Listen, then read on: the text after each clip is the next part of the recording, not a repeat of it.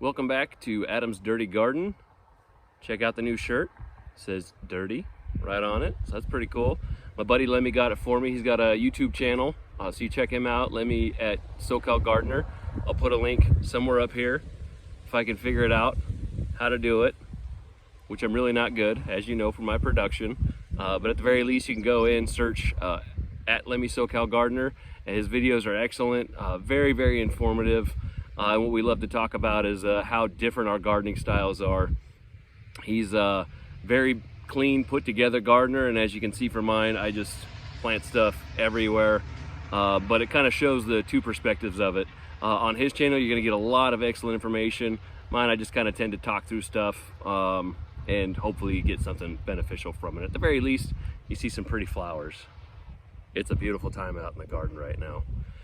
I wanted to use this video today though to go over really soil health and kind of where it's at in the garden right now, and show you kind of two, well, more than likely maybe three different beds or areas where it really shows the difference in soil health and kind of the practices that led to say overall good soil, and the ones that I'm still working on and gonna have to put a little more effort into next year to have them produce better.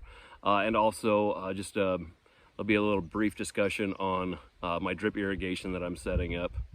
So let's get to it. Next scene, Lemmy. So this is the first bed I wanted to discuss. I'd realized as I was shooting the outtakes of this video is that I did not actually broad fork these beds. These beds were the ones that I interplanted the tomatoes in with the garlic. So when I went through and pulled that garlic out, I did break up the soil. So that's what kind of helped the soil compaction. And the bed that I tested the other day, I think I said it was about maybe anywhere from 4 to 10 inches, depending on where I prodded down. So overall, much better than what it used to be. It used to be just straight concrete. So we are making progress. What I want to do with these beds, all my tomato beds that I have in production this year, is put in really about 8 to 10 inches of compost this next season. I will work in some general purpose fertilizer into that too. I've noticed a much better production out of the beds that I prepped using my silage tarp to kill off the weeds, and then put in that really deep mulch, compost. And I'll get to that here in a second. I'll show you that the difference between the two beds and the amount of growth and the period of time of growth. So again, not bad, but I do want to manage the soil more. I'm probably not going to broad fork. When I clear all this stuff out, I'll put in a cover crop to get more roots down in the soil, feed the soil and retain more moisture. But overall, this bed's not bad, but I do think I could do better with it. Next bed. I may get this wrong, but the critical period of competition. Concept is, so perfect case right here is I put the tomatoes in the ground and while I had the Swiss chard going. The tomatoes went in while the Swiss chard was small, but the Swiss chard grows way faster than the tomatoes. So as the Swiss chard grew so much and so fast, it pulled up all the nutrients and was really just outcompeting the tomatoes. That's why they're so much more puny than the tomatoes right behind me that didn't have that same competition. While I did plant my tomatoes in some of the beds in between the garlic cloves, garlic is not a high competition crop, especially at that stage. It's just bulbing, so it's not really pulling up nearly as much nutrients as when it first emerges from the ground. So with that critical period of competition, this bed right here displays it pretty well. So I think that's one of the major things I'm hopefully going to learn this year. I say hopefully because I'm probably going to do it again next year. The same mistake. I get excited when I get out here.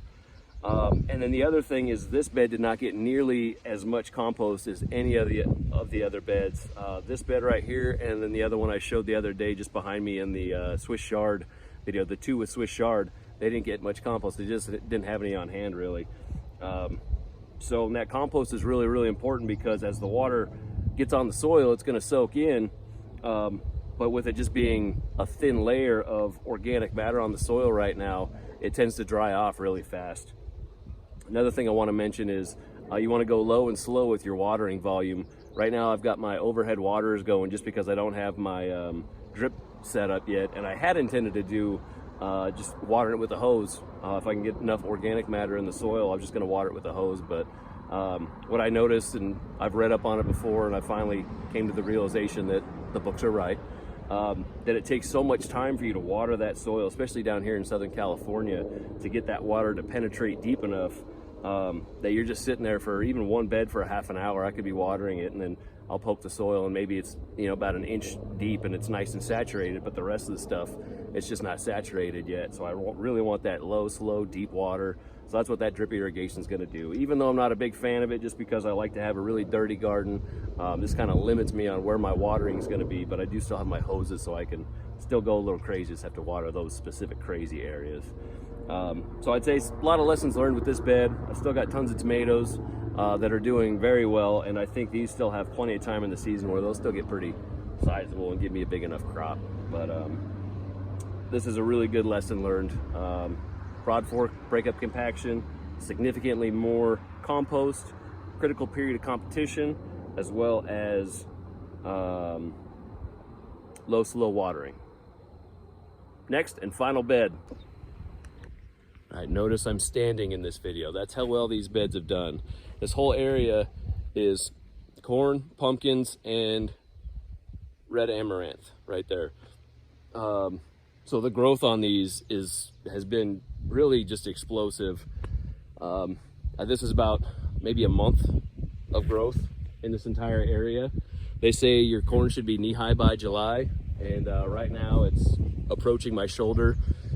So it's growing very, very well, and the coloration on all the pumpkins, the corn, it's better than I've ever had throughout all the other years. Usually I'll get a bunch of yellowing out, and generally it's because of poor soil quality and poor watering, which is, again, my overhead watering.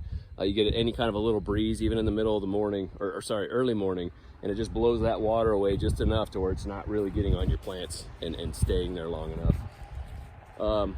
So with this bed, this is the one that I had the silage tarp on. I was trying to kill off my weeds, but all the beds in this section got anywhere from 8 to 10 inches of compost, and that's mushroom compost, and got general purpose fertilizer and worm castings. Everything I put in the garden this year did get that same treatment, the worm castings and general purpose fertilizer, but this is the one that had the really, really nice substantial amount of compost on it. And I mean, it kind of speaks for itself. It's blowing up. These things are loaded with pumpkins all the way back. The plants are just going crazy. So very happy with how this is going. And with this, you also notice a lot better soil moisture retention. So I can reach in the beds right now, and it's just nice, and it's got really good structure to it.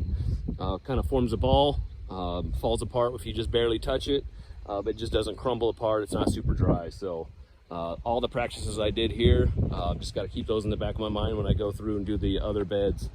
Yeah, so overall, great success so far, and hopefully the gophers stay at bay. Oh, I did kill one. I mean, I dispatched is a little peaceful. Finally, took me about 3 months, but I finally got one.